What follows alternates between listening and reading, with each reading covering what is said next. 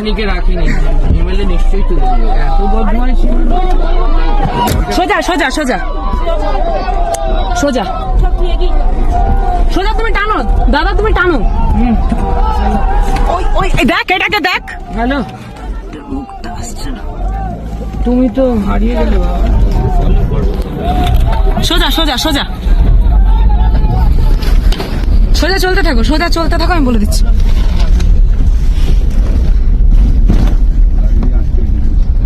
তোমার গাড়িটা ঠিক আছে।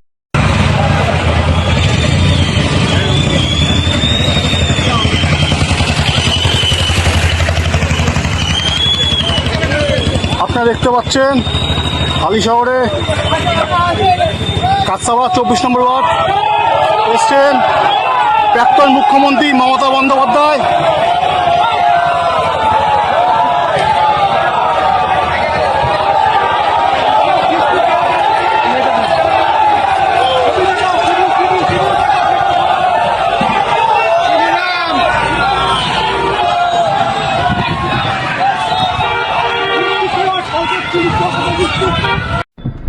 ছেলেটা তো হাওয়া হয়ে গেল, মানে ওই ভিড়া বাড়িতে। ওকে জিজ্ঞেস কর কোথায় বাড়িটা, কোথায় জিজ্ঞেস করবো। বাড়িটা জিজ্ঞেস কর, বাড়িটা জিজ্ঞেস কর। এটা কাজটা তোলো, কাজটা তোলো, কাজ তোলো, কাজ তোলো দাদা। চো চো চো চো চো, দাঁড়িয়ে থাকিস না, দাঁড়িয়ে থাকিস না। যেতে থাক, যেতে থাক, যেতে থাক, যেতে থাক। যেতে থাকবে না, বাড়িটা পিছনে আছে। গাড়িটা দাঁড়িয়ে যাওয়া উচিত হবে, দাঁড়িয়ে যাওয়া ঠিক হবে না। বাড়িটা কোথায়?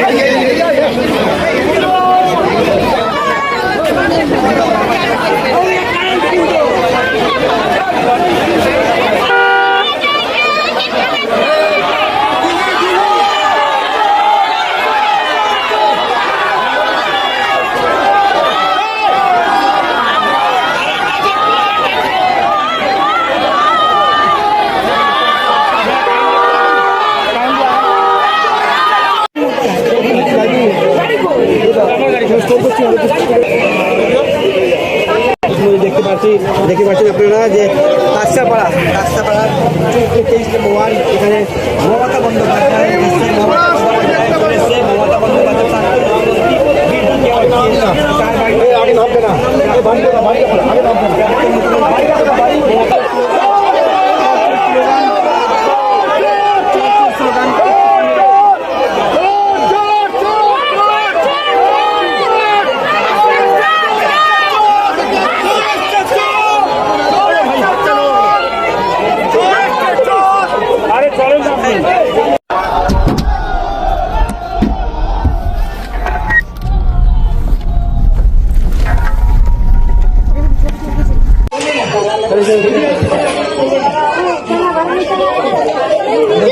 এটা দেখছে, এটা কাস্টোডিয়াল ডেথ, নিজে এসে ভয় দেখিয়ে গেল। এটা কমপ্লিটলি কাস্টোডিয়াল ডেথ, এবং কাস্টোডিয়াল ডেথ যখন হয় তখন তার বিচার হবে।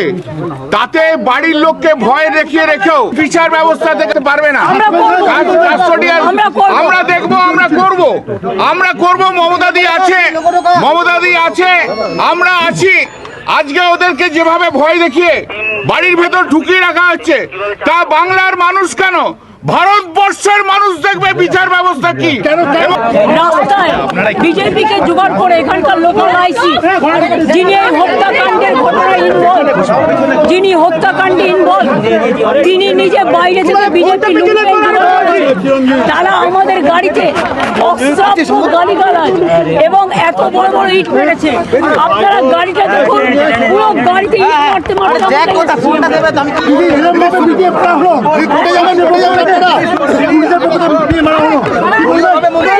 নিন্দা করছি, ধিক্কার জানাচ্ছি। তীব্র ভিডিও কপে ডেথ হবার পরেও তারা বাড়িতে এসে ভয় দেখাচ্ছে, কিন্তু আমরা আসবো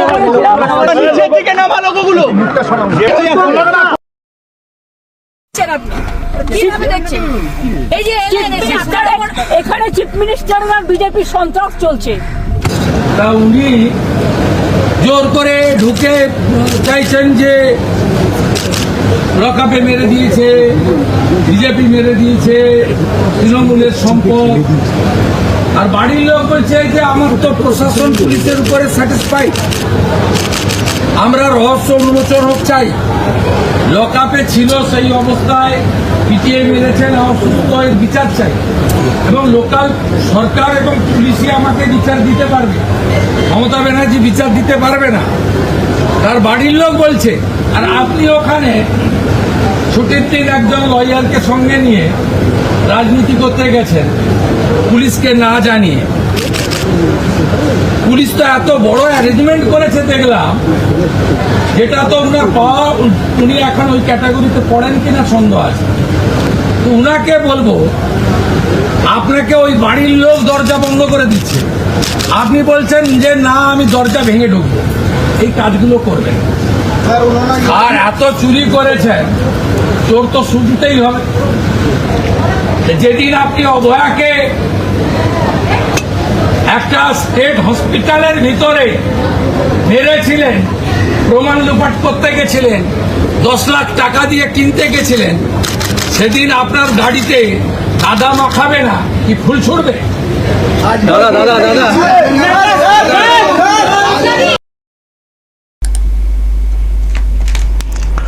দর্শক, হালি শহর কাঁচরাপাড়া, ওখানে টিএমসির এক কাউন্সিলর, মহিলা কাউন্সিলর, তিনি পদত্যাগ করেছেন। তো তার স্বামীকে ধরা হয়েছিল, তো তার কাস্টডিতে ডেথ হয়েছে, মানে মারা গেছেন। তো সেই নিয়ে প্রশ্ন তৈরি হয়েছিল। তো আজকে ওখানে টিএমসি সুপ্রিমো, কালীঘাট টিএমসির গেছিলেন, সঙ্গে কল্যাণ, দোলা, আরও কয়েকজন। তো যেটা হওয়ার কথা সেটাই হয়েছে। ওনাদেরকে দেখলে যে ক্ষোভটা আসে সেটাই দেখলাম। সামান্য ক্ষোভই বলবো, খুব বেশি ক্ষোভ বলবো না এটা। তো সেটা হয়েছে, কাদা ছোড়া হয়েছে গাড়িতে। পরিবারের লোকেরা দেখা করতে চাননি, যেটা বললেন বর্তমান মুখ্যমন্ত্রী, শুনলেন। দলের লোক, দলের কর্মী মারা গেছেন বলে টলে ওনারা দেখতে গেছিলেন পরিবারের পাশে থাকার জন্য। তো সেখানে যেহেতু ক্ষোভ বিক্ষোভ হয়েছে, ঘেরাও টাইপের, কাদা ছোড়া, ওনারা বলছেন ইট ছুঁড়েছে। তো এই নিয়ে একটা হইচই পড়ে গেছে, মিডিয়াতে চর্চা হচ্ছে, নিশ্চয়ই আপনারা দেখছেন। আমি দেখছি আমাকে অনেকে হোয়াটসঅ্যাপ করছেন, দাদা আপনার খবর কই? আসলে গতকালকে আমি একটা খবর করেছি না, যারা দেখেননি দেখে নেবেন। বর্তমান সরকারের ভূমিকা নিয়ে কয়েকটা প্রশ্ন আমার মনে জেগেছে, আমি সেগুলো বলেছি। এটাও বলেছিলাম যে আর ভিডিও করতে ইচ্ছে করছে না, যে স্বপ্ন, যে ভাবনা নিয়ে এগোনো, যখন দেখি যে সেটা ঠিক পথে এগোচ্ছে না, তখন উৎসাহ হারিয়ে ফেলছে। তো দেখছি আপনারা অনেকে আমাকে বলেছেন, কি হলো বলুন, যা ঘটছে সেটা বলুন না, ভেঙে পড়ছেন কেন? তো আমি আজকে সারাদিন কোনো কাজ করিনি, তো এখন একটু এলাম আর কি, মোবাইল ঘাঁটতে ঘাঁটতে। আজকে দেখিও নি খবর টবর। সত্যি কথা, আমারও উৎসাহ কোথাও হারিয়েছে তো বটেই। তো আপনারা বললেন, তাই আমি একটু বলতে এলাম সারাদিন পরে সন্ধ্যায়। দেখুন, আমি শুনলেন তো কি ঘটনা ঘটেছে এবং মুখ্যমন্ত্রী কি বললেন, তো শুনলেন। আমি একটা কথা বলতে পারি দর্শক, আজকে যে ক্ষোভ বিক্ষোভটা দেখেছেন মমতা ব্যানার্জি, উনি আজকে ওই এলাকাতে যেতেই পারতেন না যদি যে হেড অন লড়াইটা ভোটের সময় হয়েছিল সেই রকম পরিস্থিতি আজকের দিন পর্যন্তও থাকতো। পলিটিক্যাল পরিস্থিতি, মমতা ব্যানার্জি এত দ্রুত যাওয়ার সাহসই পেতেন না। আর যে ক্ষোভ ওখানে দেখছেন, কাদাছোড়া ইত্যাদি, আমি বলবো অবশ্যই এটা সামান্য। মমতা ব্যানার্জির প্রতি, তার সরকারের প্রতি, তার দলের প্রতি সাধারণ মানুষের যে ক্ষোভটা ছিল না, দেখেছেন আপনারা শুরুতে অভিষেক ব্যানার্জি যখন ওই সোনারপুরে গেছিলেন রেজাল্টের পর, তখন ক্ষোভটা মনে আছে আপনাদের? অভিষেক ব্যানার্জি যা হাল হয়ে গেছিল, ওখানে মারা যেতে পারতেন। আমরা চাই না কাউকে মেরে ফেলা হোক, আমি ক্ষোভের নিরিখে কথাটা বলছি যে সোনারপুরে অভিষেক ব্যানার্জি বা কলকাতায় ওই কুণাল ঘোষের কোথাও একটা যাওয়ার কথা ছিল পরিবারের সঙ্গে দেখা করতে, সেখানে যেতে পারেননি। কুণাল ঘোষের বাড়িতে সেই পরিবারকে ডেকে এনে দেখা করানো হয়েছিল। তারপর যখন সোনারপুরে গেছিলেন ওই রকম অবস্থা হয়েছিল, দলের তরফে প্রশ্ন তোলা হয়েছিল যে কেন অভিষেক ওখানে গেলেন, ওনার তখন আজকে যাওয়া ঠিক হয়নি। মানুষের ক্ষোভটা তো বুঝতে হবে। তো আজকে 3 মাস হয়েছে, 3 মাসে যে ক্ষোভটা দেখছেন, হ্যাঁ কথা ছোড়া ইত্যাদি হয়েছে, কত লোক যার জন্যে রাজ্যটা ডুবেছে, যিনি চোরেদের রানী বা পাহারাদার বলে বলা হতো, বিজেপি বলতো, তিনি এলাকায় গেছেন। ওই রকম গ্রামীণ এলাকা যেখানে মানুষের ক্ষোভ এবং ক্ষোভের আছড়ে পড়ার জায়গাটা অনেক বেশি থাকে। সাধারণ মানুষ, গ্রামগঞ্জের মানুষ ভুক্তভোগী, তো তারা অত কিছু ভাবে না কি হবে, ক্ষোভ প্রকাশ করে দেন। আজকে কি ততটা ক্ষোভ হয়েছে? কিছুটা দেখছি হ্যাঁ চোর স্লোগান হয়েছে ইত্যাদি অমুক তমুক, ততটা হয়েছে? বা মমতা ব্যানার্জি কি খুব ভয় পেয়েছিলেন আজকে? খুব ভয় পাওয়ার মতো কি পরিস্থিতি হয়েছিল? আমার মনে হচ্ছে হয়নি।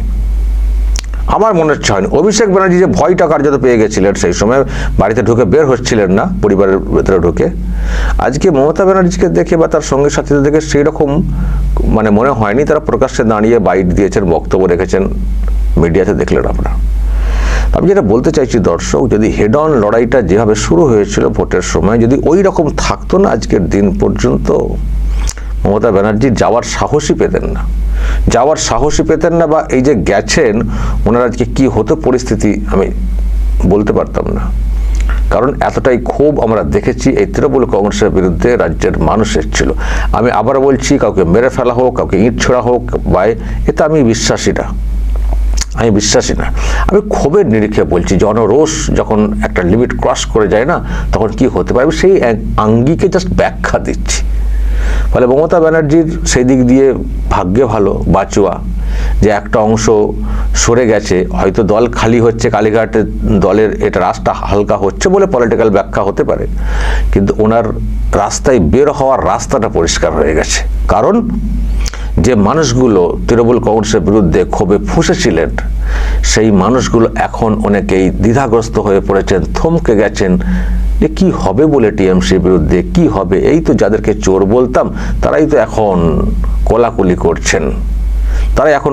করছেন, তাদের চেয়ার বসার জন্য শাসকের লোকেরা দেখিয়ে দিচ্ছেন বিভিন্ন জায়গাতে। তো কি বলবো, আজকে যার বিরুদ্ধে বলবো তিনি যদি আবার এই দিকে কালকে চলে আসেন, তখন কিছু ঘটনা ঘটছে। আমি সেই ঘটনা নিয়ে পরে আসবো, আপনারা দেখেছেন।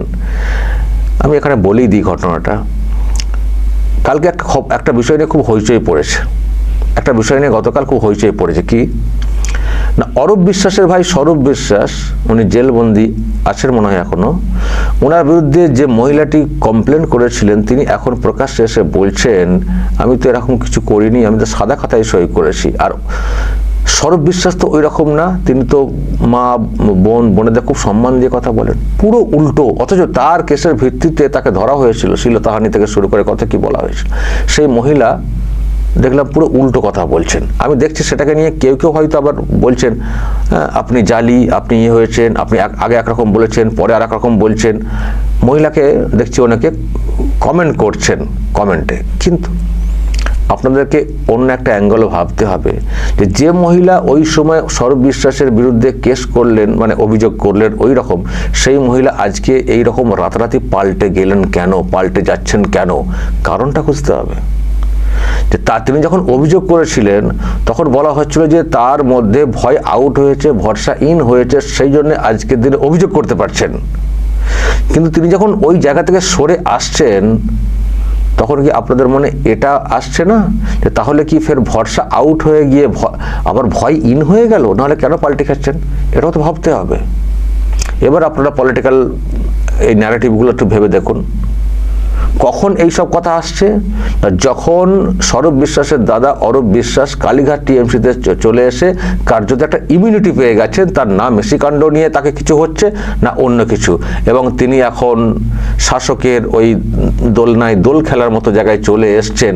দেখতে লাগছে টিএমসি ভার্সেস বিজেপি, কিন্তু ওই ঋত টিএমসি ভার্সেস বিজেপি, কিন্তু তাদের যা আচরণ বিধানসভাতেই ফুটে উঠছে, সেখানে লাগছে না অন্য কোনো দল, যেন মনে হচ্ছে সেম বেঞ্চ, মনে হচ্ছে না?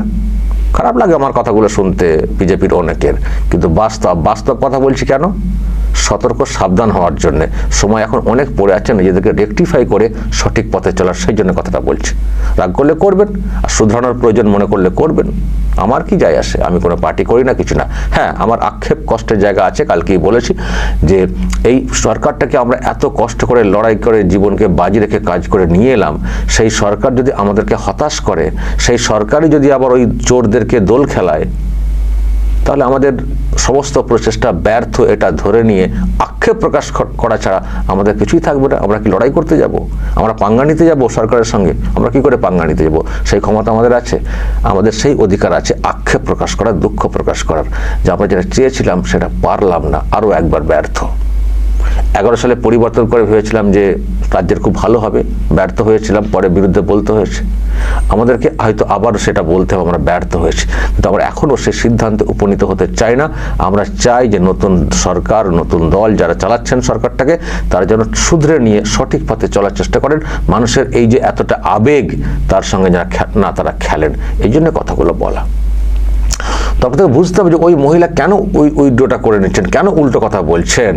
তার মানে ওনার মধ্যে ফের ভয় ইন করলো যে কার বিরুদ্ধে অভিযোগ করব। তার দাদা তো দেখছি এখন শাসক বাহিনীর সঙ্গে মিশছেন, কত তারা হাসি খুশি, কত কি, আমার জীবনটা তাহলে কি হবে? বা উল্টো দিক থেকে ভয় ঢোকানো হয়েছে হয়তো, আপনি কিন্তু কেসটা তুলে নিন। দেখছেন তো ওনার দাদা বা আমার দাদা কেমন ওইদিকে মিশে গেছেন, ফলে আপনাকে কে বাঁচাবে? কি আছে আপনার? আমাদের অনেক কিছু আছে। এক তিনি নিজের দেখে ভয় পেয়েছেন বা কেউ তাকে ভয় দেখিয়েছেন, না হলে সেই মহিলা যিনি ওইভাবে অভিযোগ করলেন